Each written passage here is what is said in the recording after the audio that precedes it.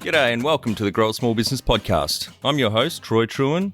Each week, we speak with an owner who has grown a business with 5 to 30 team members to something bigger.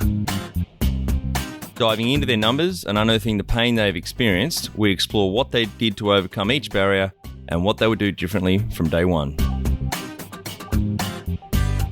Let's get into it. Welcome everyone. Today I'm interviewing James Hayes from Alpha Tyres. He's based in Echuca, Australia. Thanks for your time today, James. No worries at all, mate. Thanks for having me. Appreciate it. We were just chatting before we hit record. I grew up probably 80 or 100 Ks from Echuca. Small world, very small world. I think I played a little bit of football there in the winters. Yeah, I can't believe that. Crazy. Let's start with how we know each other. So your wife came across the podcast and reached out and thought you might be a good guest to have on. Yeah. So the wife and I sort of exchange podcasts from time to time, and yours came across not too long ago, and I sort of got a bit hooked and just found it was quite good, tangible sort of content, and it's been good. Tell our audience a bit about your business, what it does and how it makes money. Alpha Tyres, we just sort of started off as a mobile tyre service, just purely mobile. And we slowly just scaled up from there and eventually went into bricks and mortar. We got our first location, while still doing the mobile as well, like a bit of a hybrid service. We sort of focus on passenger car, agricultural truck, commercial, earth moving, that sort of stuff. And then we've expanded a little bit. We've got a little bit of a freight company on the side to sort of help us with our logistics, and we do commercial hire. So we hire out excavators and diggers and scissor lifts and all that sort of stuff. And that's pretty much it. Wow, growing empire then. Slowly, but something like that. Probably got a few too many fingers and a few too many pies, but I just that sort of personality. I just can't. Once I get a bit comfortable, got to see how we can switch things up a little bit. Which has worked well so far. And Alpha Tyres, that's not part of a franchise. That's standalone brand. Yours? No, standalone. I came up with it back in September 19, and so we've just been Our growth's just been independently, but we've just signed on with a mentoring group, which is going to assist us to roll out a franchise model in the next 12 months, and that'll be the way that we scale from here on out, sort of thing. Get out of the retail sort of hands-on and go focus more on that sort of commercial, that commercial side of things. Yeah, great. I've had a few people on that have both franchised and been franchisees. I'll shoot you through their podcasts. You might learn a bit from those. Yeah, sure. Yeah, that'd be great. How did you start out? So it was 2019 you started? Yeah, so September 19.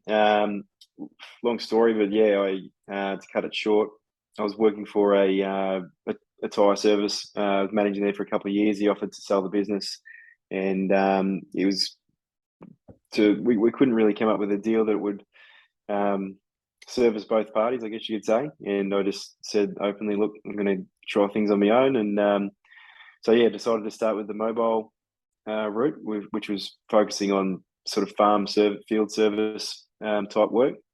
And I just had a trailer with a little car tyre changer in the back, and just went from there. And I had a storage shed that I kept all my tyres in, and that was pretty much it, mate. I had a funny story. I started really like everybody starting a business, you underestimate exactly how much it's going to cost to start up. Yep. And as we started getting closer and closer to the days where we needed to start trading, I ended up with about $1,200 working capital cash. Jeez, that's like cold hard. Fine. It was cutting it fine. And obviously I got my ute on tick, and we were lucky we had our property, a couple of properties, but cash wise, I literally was down to about $1,200 in our first trading week, and so put a bit of fire in the belly, and here we are today. We made it out alive so far. Yeah. And how old were you in 2019 when you started? I'm 30 now, so 27. Yeah, must have been 27. Yeah. Do you have some key numbers? Sorry, go mate. You Yeah, I was just gonna, yeah, just a pup. Yeah. go. Do you have some key numbers you can share to illustrate the growth of the business? Yeah. So employees, we're at about 15 people, I think, roughly. Yeah, about 15, including the wife and I. Yep. We've got three locations now. And we turn over last month. We turned over about 405k. Um, yeah, For the in month. sales For the month. for the month. Yeah, So yeah, annualized, you're around the 5 million mark.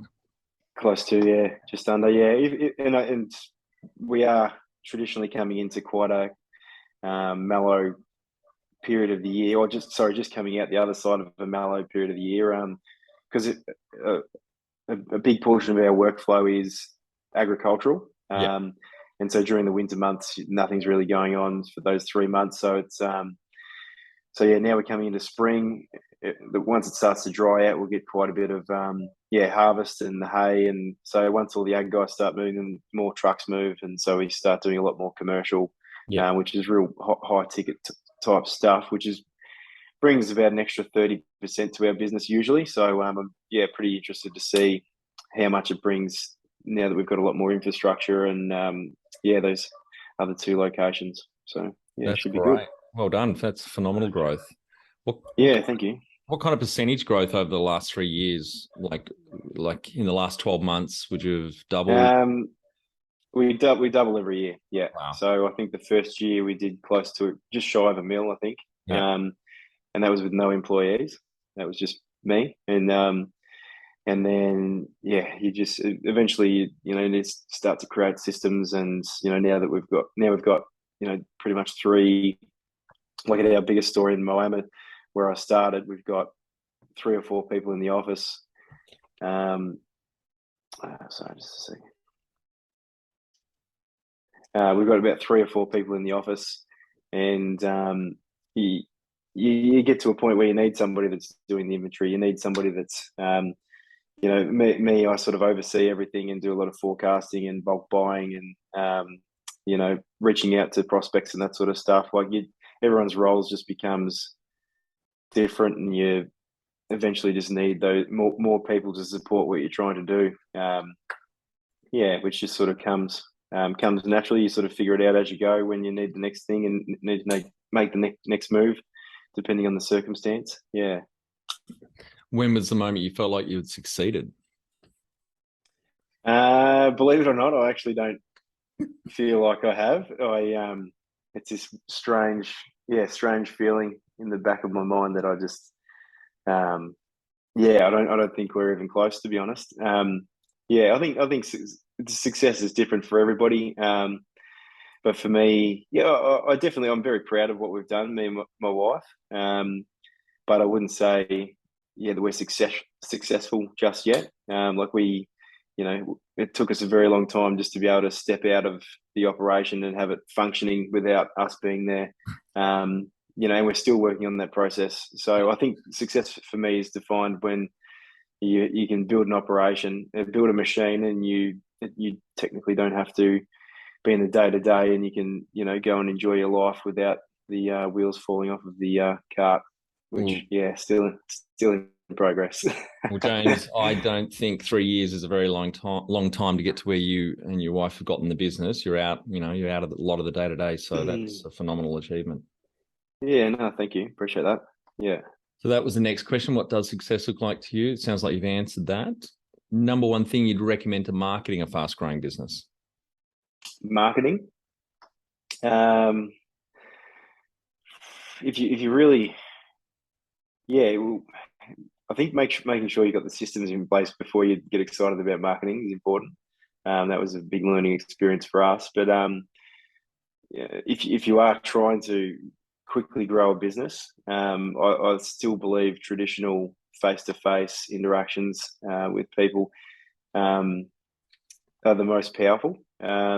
I've recommended it to a lot of people. It's not just in my industry, and look, it's not going to work for every industry, but I think in the service type business where you are engaging with the end user. I think our business has grown the most by just. I'll give you an example. When I first started, obviously, I didn't have work to work to fill in a full day every day. So, but I'd still be out from 8 o'clock in the morning till 6 o'clock at night, driving around within a hour's radius of where I lived, and anywhere where I could see, a truck or a tractor, or anywhere where there was infrastructure, I'd call in and introduce myself. This is what we do. And I really think that old school face to face cold call marketing is the most powerful. And those accounts alone are probably the biggest that we've got, and projected us to that next level, I think, because we are in a commercial space. So, finding a big transport company can bring enough to bring on an extra staff member, for example. So, yeah, it is all relative, but I think for us, that's been the most powerful. We haven't actually done any, like I'd say, strategic, marketing where we like Facebook ads or anything like that. Ours is just, we do a lot of social media, but it's all really organic, giveaways, and more so just sharing the story. I think has been powerful on social media. People are really engaged. They do like to see people winning for the most part. And, if you're bringing along on the journey, we do get quite a lot of engagement on social media as well through that. Yeah, great. I've just finished an excellent book. I'm not sure if you've read it, called Story Brand. Story Brand? No, I haven't. I'll shoot it through to you. It helps you clarify, really clean up your communication, because we tend to waffle and talk about ourselves, whereas, as the author Donald Miller talks about in the book, it's the hero should be your customer and you should be the guide. So a lot of websites and collateral, the businesses are just talking about when they started, what they do, etc., not framing it in the customer's language. So yeah, that's a really good book. Yeah, cool. Writing that down, hang on. I'll shoot you that as well. And how did you fund the business? So it sounds like you got down to $1,200. So you funded it mainly from your own cash reserves initially. Yeah, so I'm pretty good at this sort of thing, like working out how I'm going to pay for things and putting little things in place to make it happen. But I had a car that I owned, and I sold that and used the cash for that to kickstart. Plus, I had some cash reserves as well. So I was working full time at the other tyre service, but I also worked Friday and Saturday nights at the local pub, and I had a houseboat maintenance business I'd do on the weekends as well. So I'd just go and fix up houseboats and paint them and all that sort of stuff, and I'd save that cash. So I had a bit of cash there. I think I spent probably about 50 grand cash in all the gear that I needed, that I thought, to get it all going. Yeah. A bit of stock and all that. And then I had my service ute on finance, and the way we went. Yeah. No other bank finance, or no other investors, just you and your wife? Yeah. At this stage. We might look at it down the track, but more so just to be able to service the amount of debt that we bring on with our products, because we turn over so much in volume, and we're quite young. Yeah, we may run into hurdles once we get into that franchise model with servicing the just carrying the credit terms of 60, 90 days, etc. For franchisees. And so we might down the track we'll probably have to get some assistance, I think. Yeah. Have you looked at grants? I haven't. No, we haven't gotten up to that hurdle yet, where our suppliers are saying, that there's any dramas. But one of our suppliers that we've got a really good relationship with, they have mentioned it, and they said you probably should consider looking at these some options. In terms of we've done this whole thing without even an overdraft, to be honest. We've done it purely cash flow, like just having an eye on the P&L, and and it's a bit of a sixth sense. So I sort of know when to turn the tap off, and when to turn it on. And I look at the numbers like just about daily. So which I never used to. I used to look at just our point of sales system and look at our sales, but I didn't actually look at the back end of what we're actually purchasing. And so that's I found out the hard way back in it was a few months ago now. And we went on our honeymoon for a couple of weeks, and it was our first holiday that we'd taken, and we sort of left the two stores that we had at the time in charge of the managers, but we didn't really educate them on cash flow and buying. And it was Came back to a shit show. Couple of tight months, yeah, and we were like, "Fuck, where's all the bloody money?" And we looked at our P&L, and I think they'd overspent about 40K. They bought 40K more in product than what they actually sold, so it was a bit of a good learning experience. Yeah, put it that way. I can imagine. Yeah. Yeah. On the grants, there's a good federal in Australia here for the audience. There's a good federal government grant called the Entrepreneurs Program. I'll shoot that through to you, but I'm not sure if you may qualify your industry, but it's entitled, so you get $20,000 matched, and then after that grant, you can go for another one, which is another $20,000 also matched, but that one's competitive. And after that, I think the bigger one's like $500,000. So there's grants out there to help businesses grow. I think, definitely keep an eye on them. Yeah, shit, yeah. If you were to start up today with plenty of funding, would you go into your industry? Yes, but differently. Yeah. So, and which is why we're making the transition now. And to be honest, we wouldn't have understood the transition unless we'd done what we've done over the last few years. But obviously, we're scaling the business at the moment with capital. But it all comes back to the 80-20 rule. So like when scaling a business now, I think about like how much communication is there, what's going to bring more turnover, and what sort of capital is it going to take to get this off the ground. So to give you an example, like I said, we've built these bricks and mortar businesses off of cash flow. Like our Kahuna store, I had to sink like over 100 grand just to set up a shed. And then the staff that I have to have, I've got to have somebody, I've got to have a manager there, I've got to have somebody under him and somebody under them. And it has to be open from 8 till 5. So the amount of moving parts to make this thing tick is just massive. Yeah. And for some people, it's quite normal, and they're happy to do all that. And that's usually why a lot of these people get stuck at one store, one location. Whereas now we're like, okay, how do we get other people's capital? How do we find people that aren't our staff members that, we rely on our energy and our, constant, education and we're constantly in fear mode. Are they going to stick around, or are they stealing from us? Are they doing that? And then, the next thing is capital. Like, so that's, using, communication is the third thing. So communication, if we just get into the commercial side of things as opposed to retail, with retail, like having one of these stores, like I said, you got to have somebody there from 8 till 5. So you could have 30, 40 customers come through there a day. You've got multiple phone calls, emails, all for individual transactions. Whereas we want to get into licensing / franchising the commercial side of things. So we're just business to business. We could have half a dozen customers. We're talking to them once a week, once a fortnight.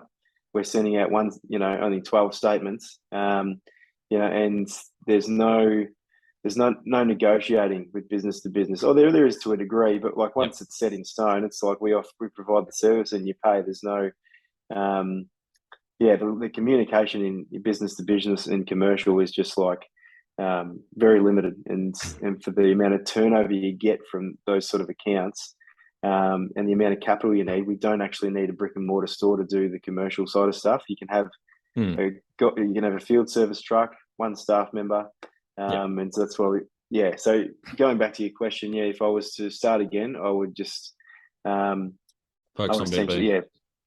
B2B and scale it that way with other people, instead of our own capital.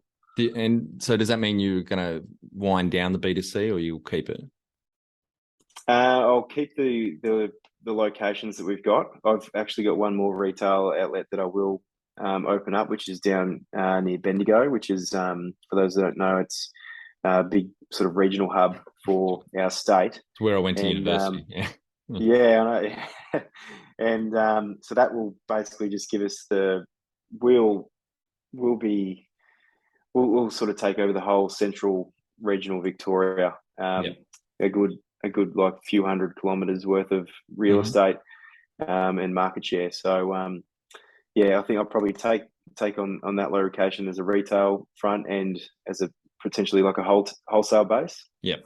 And then we'll just focus on business to business and selling franchises to other business owners that want to just get into the commercial side of things.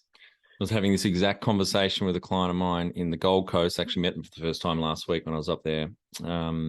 Scott, I know you listen to a couple of casts a day. This is obviously about you, but they've got two arms to their business, B2B and B2C. And exactly that. I think they're getting to the realization that B2B is much better margins and lower maintenance and much easier. But again, you wouldn't have thought of that, and well, some people might have, but for me, the process wouldn't have been as good as what we're doing. That's part of the value. If you franchise this, that's part of the value if you do franchise this, because you can say, well, we've made the mistakes, and if we were to start again, we'd go down a different path, and you don't need to make those mistakes. Yeah, 100%. Can you outline the most stressful point in your small business growth journey so our audience can learn from it? Most stressful point, I think I did write this down, would be so basically we've only just come out the other side of it, to be honest. So my wife and I got married back in March, and so we knew we were getting married and we'd want to take our honeymoon like most normal people, but we hadn't had any time off in 4 years. So like even prior to me starting the business, I was just head down, bum up, trying to save as much money as I could. So we hadn't been on a holiday in 4 years, and we're like, we have to go on a honeymoon, otherwise we probably won't be married for much longer. And and she told me that. And so we worked there. It was about 7 months that we started to implement the systems in place that removed us from being the bottleneck of our small business. Yep.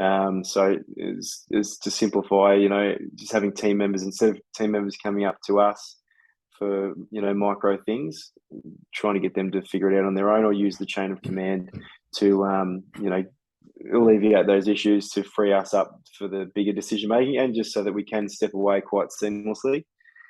So we had the right team, we had the perfect amount of staff, and we, in our eyes, we thought we were doing all the right things, and we'd educated the team that we're getting married and we're going on a honeymoon. And then the week before we got married, one staff member got poached by somebody, and who was like a key sort of guy in the operation, and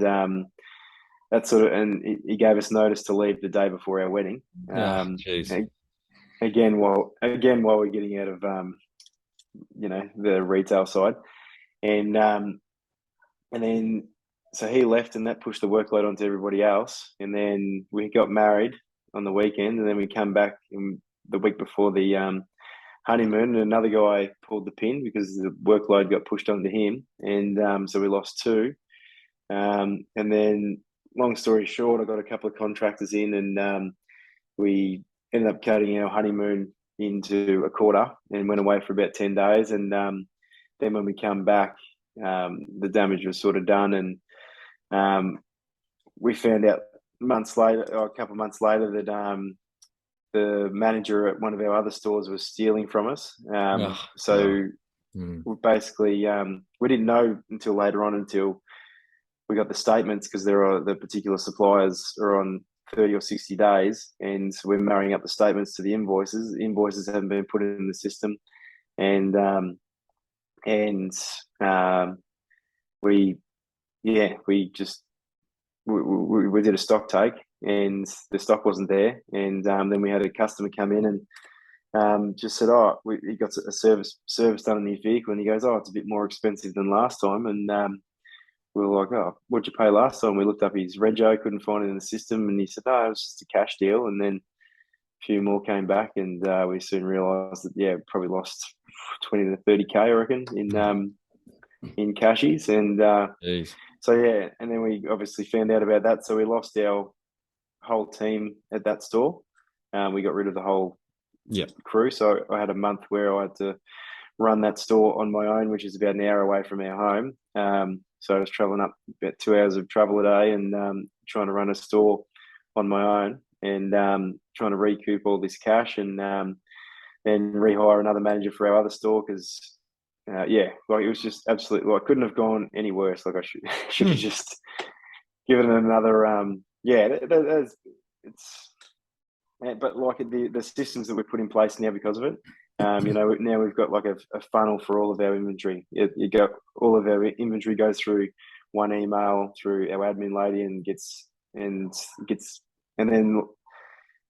put into the system, and then our managers can't actually edit or amend it or anything. It comes up on their screen, and then as soon as the product arrives, they can finalize the invoice to show that it's actually come and it's correct.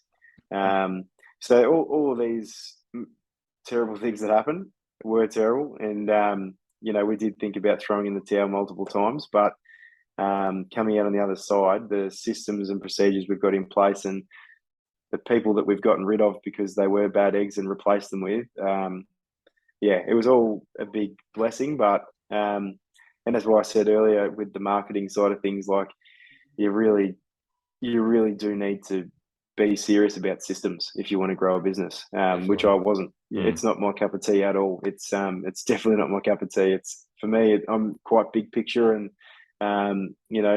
quite happy to take risks, whereas my wife's quite risk adverse and quite a lot more calculated and structured, so we make a good team there. But probably should have brought her into the business a lot sooner and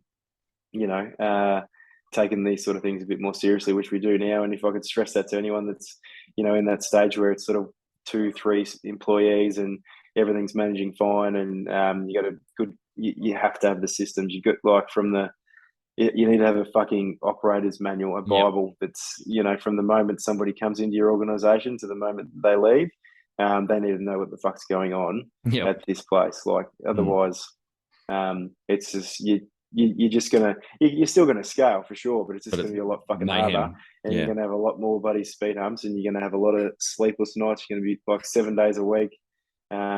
Like I think in the 4 months after our honeymoon, I had so over 4 months, we set a date. We're like, right, 4 months, we're going hard. This date, we're going over to Bali for fucking 4 days, and we have to get it back to where it needs to be. And I think I had 5 days off in 4 months.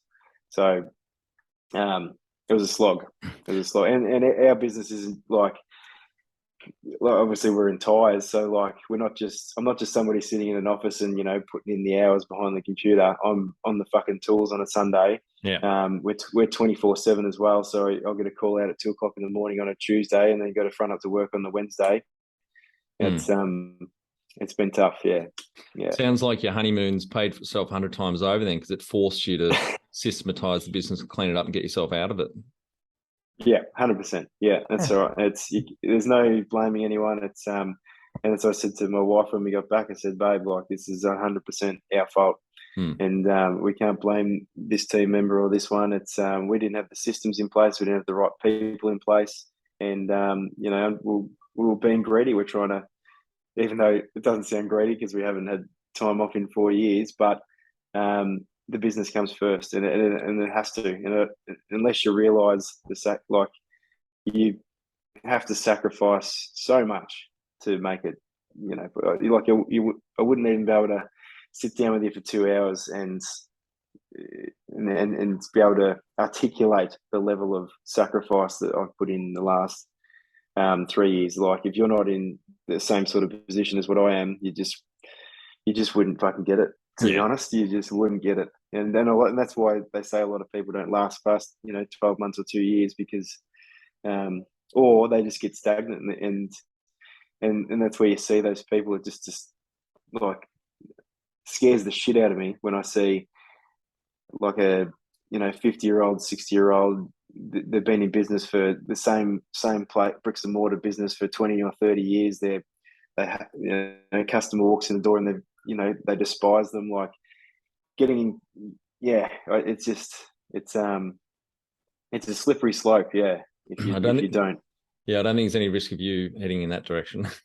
No, not at all. But what area in business do you feel you've had to work on the most to add the greatest value?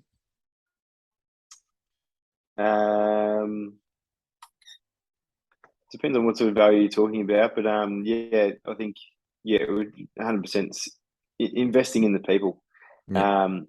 So I think investing in the people, having micro holidays. I think when you're trying to educate leaders, it's important that you do step away for a day here and a day there. It's not because you don't want to be there, and that's what we educate the team on. It's if we don't leave you here on your own for a day, you're going to continuously use you'll continually use me as a backup, instead of problem solving yourself. Yeah. So for me, I try and spend a day down in Melbourne, a day in our other store, Kahuna, and then the other days based around Moama. But I'll just sort of come and go as I please, and I'm there for support 100%. But yeah, it's really important, I think, just letting go of that baby. And a lot of people will never be able to, though. But it's just getting your head around the fact that this person isn't going to do it as passionately and as powerfully and as enthusiastically as what I'm going to do it, and you're not going to get as many sales as what I'm going to get, and you're not going to deliver this to the team as well as I'm going to do it. But that's why you are where you are, and if you want to get further than that, you need to start to let go of some of these responsibilities and educate them on the go. They're going to make mistakes, and it's just like, okay, what can we fix here? Classic example is our 2IC at the moment. We brought him on to commission the next store that we're doing. We brought him on as a 2IC. He's sort of slowly turning into a bit of a manager, but we find areas where he needs work, and so we get him in. We have a meeting. Jamie, we need to improve these areas, mate. And you will soon find the right people to keep on the team because they'll be teachable. Yep. So we've given Jamie an outline of things that we think he needs to work on, and so the last few weeks after the meeting, you can tell he's leveled up and he's taken it in his stride. So finding those people, I think is important. But yeah. And what have you enjoyed the least about managing fast growth? I wouldn't say the "I told you so," but probably just the the people. Just because I'm a pretty intense and passionate sort of person, and I find it hard when people aren't enthusiastic about what they're doing with their life or with their work or whatever. And the people has been the hardest part for me. Just trying to get people on board with the vision, and that's been the hardest part for sure. What do you love most about growing a small business? It's not even the money, to be honest. Because like a lot of people when they're growing their business, we don't actually take a lot of money out of it. We have very humble wages, and we no different to I think I take home about $1,400 a week, and that pays for like mortgage and all that sort of stuff. And because every cent I just pump back into this thing. Like it's coming up with an idea and seeing it happen and then become successful. It's like nothing has ever made me tick quite like it. It's taking that. There's like a feeling you get in your stomach, and you're thinking about all the things that could go wrong, and you're laying in bed at night looking at the ceiling, and you're sort of not being completely honest with we could be fucked here, but and then then just starting it, being in the thick of it, working out the problems, hitting it front on, and then all of a sudden, a month or 3 months or 12 months later, it's actually working, and you're like, wow, we've come out the other side of that. There's nothing like it, honestly, nothing like it. What has been the biggest mindset shift for you in your small business growth journey? Mindset shift. Mindset shift would be what do I want out of my business? And it would be this transition phase that we're going through at the moment, going from the bricks and mortar retail to franchise commercial business model. Just know that, look, just came to the realization that I don't think I'll ever be able to get my time back for when you're relying on so many employees. It's not in like, I'm not saying anything bad about my team, but like if you're relying on employees, eventually they're going to want to move on, or something's going to happen. There's a sickness, and when you're relying on too many employees for the day-to-day operations, it's I don't think you'll ever experience true freedom within your business. Yeah. Just from what I've seen with other people that are in business, and just from our experiences with the amount of people that have let us down over the last few years, I think it'll constantly be 2 steps forward, 1 step back using this model. And I don't want to be, because I was quite an avid traveler before I got knuckled down. I went backpacking and played hippies for a couple of years, and I want that life back. Yeah. But I just want to have a lot more fucking money when I'm doing it. And so, yeah. And so I need to find a business model that will allow me to freely go and experience, life how it should be experienced, but not get a phone call when I'm, preparing to do, the Annapurna Trail or something like that in Nepal, and I've got to come back because the manager's, got diabetes or something like that. Well, it can be done. The podcast that went live today, episode 252, Ange and Andy Smith in Sydney, they had Dr. Drip, which is a plumbing business, got it up to 17 team members. And then they started kind of an online education course thing, membership for tradies around the world, but they still own the business. They only sold it last year, but Andy says over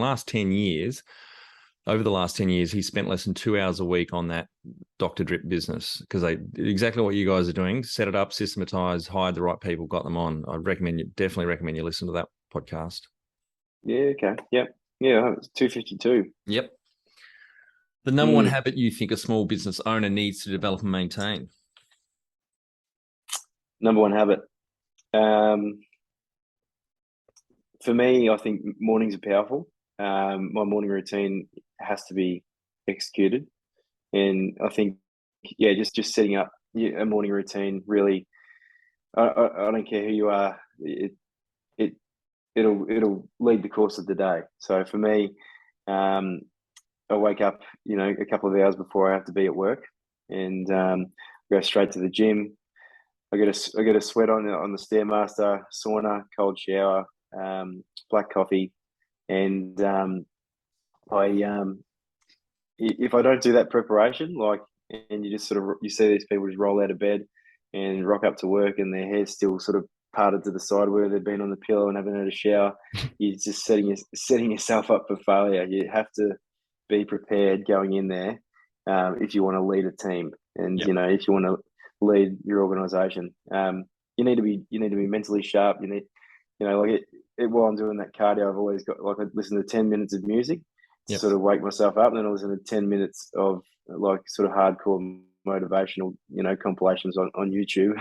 It's quite a specific little regime that I've got, but it primes my mind so that when I walk in the door at one of our stores, they know that I'm on point. There's no I think fixing your mornings is probably the most powerful tool anybody could focus on, for sure. Jump over to growasmallbusiness.com and leave your details to get a short 2-minute email I send on Fridays to help small business owners like you become better leaders. I include some reading or professional development resources I've discovered in the last week. Now, this one I'm sure you could talk on an hour about, but can you talk to how you've added people to the team, some wins, mistakes, and advice for those listening? How we've added people to the team? Yeah. To be honest, that's what I sort of when I spoke about people being the hardest thing about growth, is because we have grown so fast and we've taken on a contract, and it's like, fuck, if we don't find somebody now, we're going to miss out on this contract. And so we have been in quite a reactive state for a while with our hiring, especially it's all over the world at the moment, but the labour shortage, the skilled labour shortage is just fucking out of control. Yeah. And I don't see a light at the end of the tunnel. So, I to be honest, I spoke to a guy who owns a massive wood yard. He has about 100 employees, and I didn't pull him aside. He pulled me aside, and I said, mate, what's some advice you can give me on team? You know, how can we get over this issue I've got, you know, with losing people, or you know, the bottleneck of, you know, being the problem solver for everyone. He said, mate, he said, you're never going to get over that problem. He said, the only advice I can give you is to overhire. He said, just keep hiring people. He said, sooner or later, everybody in your organization is going to move on, you know, or let you down or something. So if you're on the front foot, and you have the cash flow, you know, put on an extra one or two people, so that if you do lose that you know, someone does drop off the edge, you've already got someone in reserves. You're not in this fight or flight. And so I've taken that in my stride, and we do have probably one or two extras at the moment. But you know, people aren't getting burnt out. We are implementing systems, and you can actually see the whole culture of the joint has changed. Just from, we brought in an admin lady taking and trying to bring people in to take those small jobs off of my wife and I that aren't really serving the growth of the business. What are some things you recommend to building a sustainable and kick-ass culture to help with the growth? Sustainable and kick-ass culture. Look, it's especially in the tire industry. It's, you know, it's not fucking Google with beanbags and bloody you know, Nintendo Wii's and that. Oh, you don't have a slide in your office, a giant slide? We don't have a fucking slide, no. But look, we do try. You know, tonight, for example, we've actually got our team meeting. So we get everyone from, we can't get the guys from Melbourne because they're a bit far away, but the other two regional locations, we try and catch up like every 6 weeks. Right. And we take them to a venue where you've got a corporate setting, as well as the, you know, bistro or whatever. So we go so you have the meeting at the start, which is just, it's about business, it's about the team, it's about so today we're rolling out, we're letting everybody know what the vision is, and we're going to help them write everything around our vision and sort of the mission and values, and bring them in on that, so that we're all sort of heading in the right direction, and just, you know, get feedback from everyone in the room. You know, everyone likes to be heard. You know, from the young bloke that comes in and sweeps the floors to you know, our, you know, mother of three admin lady. Everyone wants to be sort of seen and heard and contributing. And I think that's the biggest thing. You know, everyone wants to. I don't care who you are. I think that if you feel like you're a part of a team and you're growing and progressing, I don't think it matters what industry it is or what work you're doing. I think that's probably the most important thing. Yeah. Tell our audience how you've handled balance. Balance. I'm not a balanced person. I'm a very intense sort of person. So I do things to the absolute max, and my wife loves me for it but hates me for it. No, balance. I think it's my health's always been like super pinnacle. Like I said, I'd go to the gym in the morning and I go to the gym at night, and I eat quite a balanced meal, like balanced food. Through the day, because I just know that if I waver from that, I'm not as sharp as I could be, and when I'm not feeling sharp, I beat myself up too much. So I think balance comes with having powerful disciplines in your day to day, and so my wife and I, after all the shit that went down with the honeymoon, we've said to ourselves, right, I don't care how bad the weather is, every 6 to 8 weeks, we're having a 4-day weekend. I don't think we'll ever be, it's going to take a lot longer than we think to be able to just take a couple of weeks off or a month. So I think we need to realize that, and just taking those little micro holidays, because your tolerance starts to wear, and you start to become counterproductive. And even though you think working 7 days a week for 4 months is being productive. It might be necessary, but you're not being as productive as you could be. And so I think, when you can, I think scheduling those micro holidays and having a balanced, healthy lifestyle with like your health and your food and everything like that, it's essential. It's just, but again, all learning things as you continue to grow. How much professional development have you invested in yourself? I couldn't put a number on it, but quite a bit. That's like, I know it probably sounds like, in the last 3 years we've gone from 0 to nearly 5 million in turnover, but I was pretty much a shit talker from the 7 years prior to that. So I think I was in the Navy straight out of school.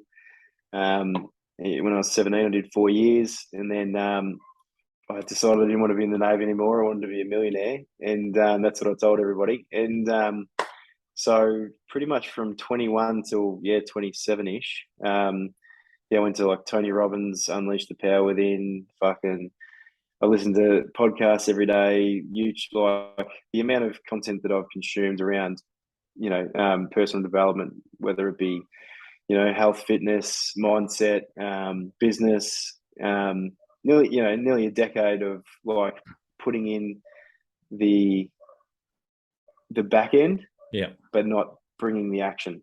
Yes, and that's the biggest mistake I think anybody makes. You can listen to all the bullshit in the world, but until you actually, do something, make a move, nothing's going to happen. You can be the most motivating homeless person on the planet, but until you actually, make a move, nothing's going to change. Have you had mentors or coaches along the way?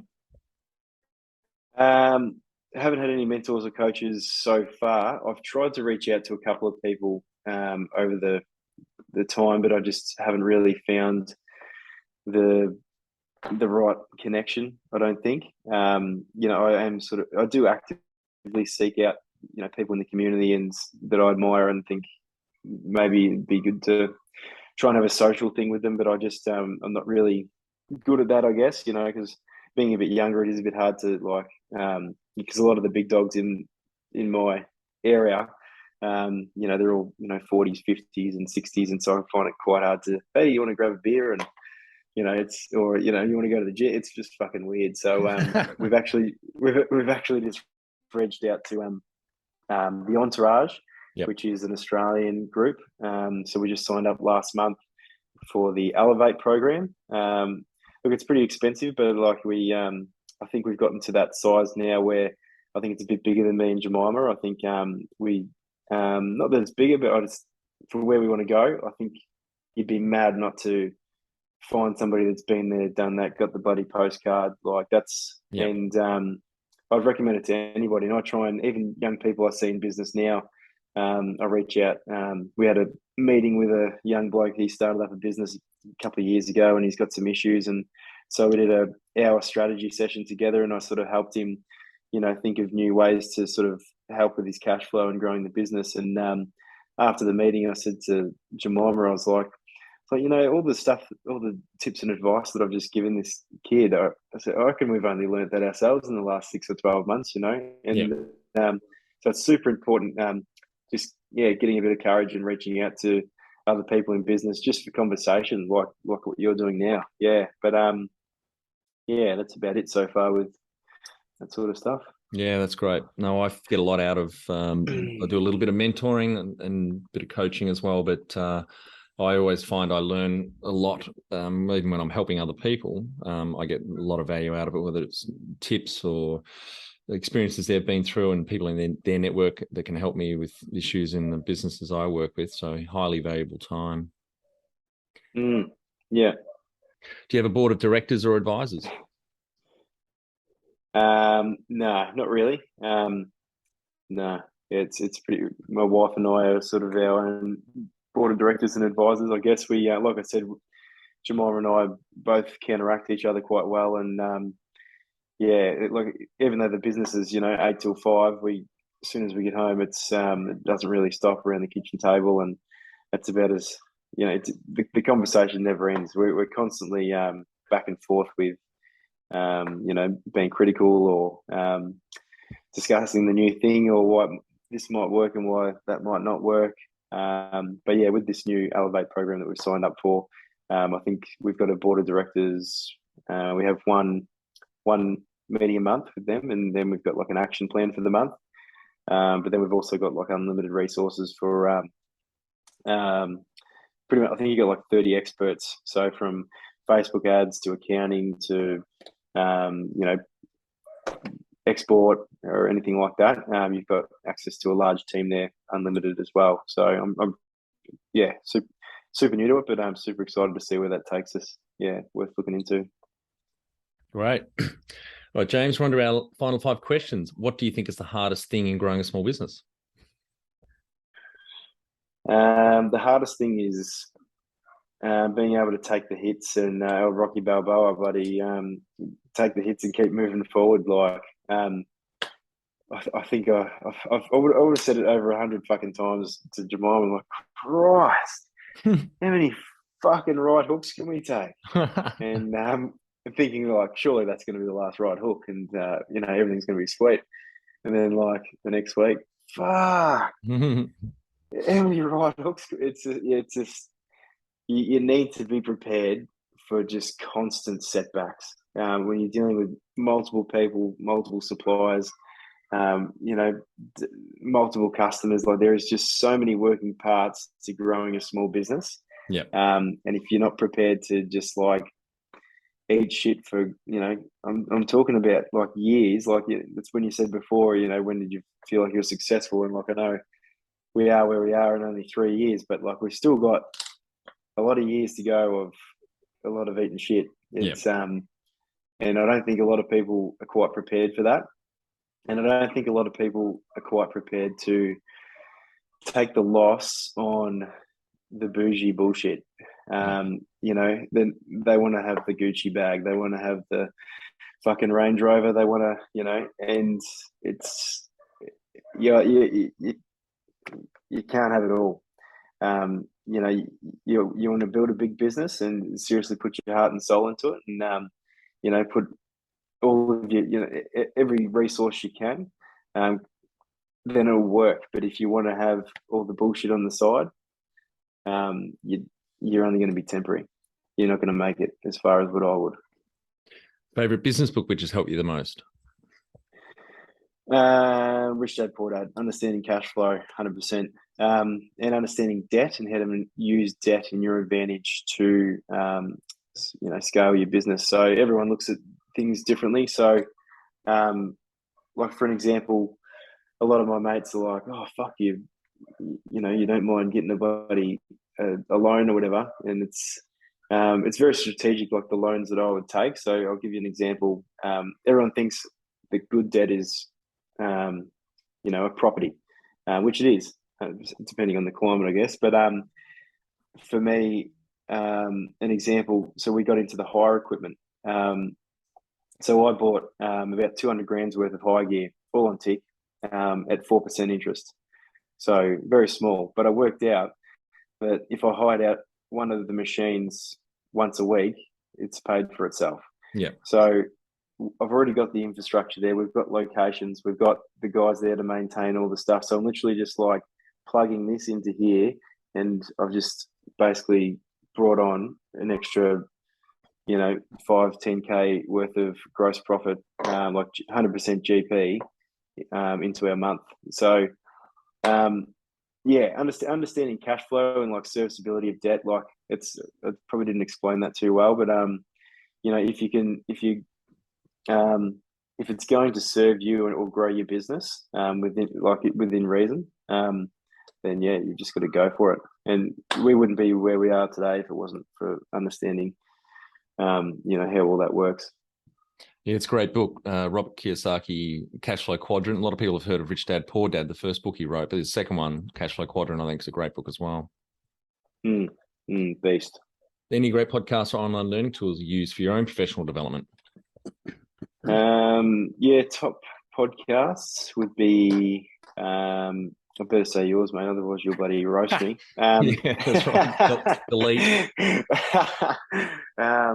So Real as Fuck with Andy Frisella, the CEO, founder of First Form. Fitness Times Business with Joe, who owns Massive Joe Supplements. So he talks a bit on, health, fitness, mindset, as well as business. And the third one would probably be the Home Service Podcast by Tommy Mello. Wow. So he's an American guy, so some of his stuff isn't really, some of his stuff is usable.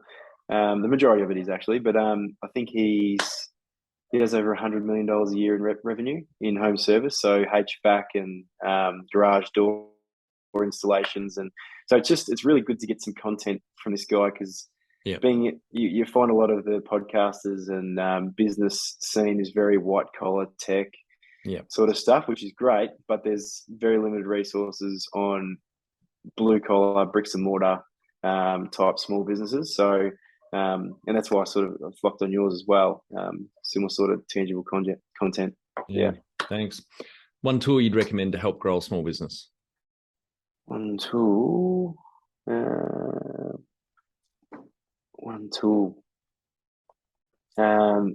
Action over perfection. Troubleshoot in motion. So, pretty much everything that I've done was not ready to be started. And, I've just started it, and then we go, oh fuck, what do we do here? And then all of a sudden, we find a way to fix it, and first of all, it's never going to be perfect, but second of all, you're probably not going to know a lot of the hurdles until you've actually made the jump. They try and create this perfect picture before they start their business, have the perfect amount of cash and resources and whatever else. And they might have that, and they run into things that they wouldn't have even thought of because they hadn't started. So I think, action over perfection. Just fucking do it. If you've got an idea, obviously do your due diligence, and don't be an idiot. But I think if you feel like you're onto something and you're going to back it up with work ethic and just go for it. Yeah. Final and my favorite question: what would you tell yourself on day one of starting out? Without trying to scare myself. Probably what I said to myself when I started was, you're going to make it. Right. That'd be it. Great. Well, thanks very much for your time today, James. I think the audience got a lot of value out of it. Congratulations to you and Jemima and the team. Phenomenal growth from, 3 years ago now to around the $5 million mark. 13 team members? I think 15, including Jemima and I think at the moment. Yeah. All right. Around 15 team members. Great effort to you all, and look forward to reaching out in a couple of years to see where you guys are at. Yeah, no, thanks, mate. Appreciate it. Really appreciate it. And for our audience, we would greatly appreciate a review in iTunes or whatever platform you listen to us on. More reviews means we bubble up higher in iTunes, etc. So more business owners looking for podcasts to help with their growth will find us.